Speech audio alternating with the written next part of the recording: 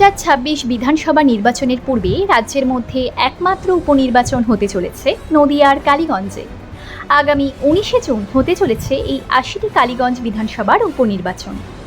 এই নির্বাচনের লড়াইয়ের ময়দানে লড়ছে তৃণমূল কংগ্রেস, বিজেপি ও বাম কংগ্রেস জোট। তৃণমূলের তরফে প্রার্থী করা হয়েছে প্রয়াত বিধায়কের কন্যা আলিফা আহমেদকে। অপরদিকে বিজেপি প্রার্থী করেছে স্থানীয় দেবগ্রাম এলাকার বিজেপির দীর্ঘদিনের নেতৃত্ব আশিস ঘোষকে। বাম কংগ্রেস ভরসা রেখেছে কাবিল উদ্দিন শেখের উপরে।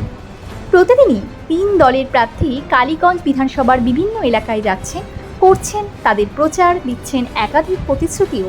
তবে জনতা জনার্দন কার উপর ভরসা রাখবে, কার প্রতি তাদের আশীর্বাদ দেবে, তা দেখা সময়ের অপেক্ষা। আপনার এই কালীগঞ্জ বিধানসভা কেন্দ্রে কে এগিয়ে যাবে বলে মনে হয়? কমেন্ট করে জানান আমাদের।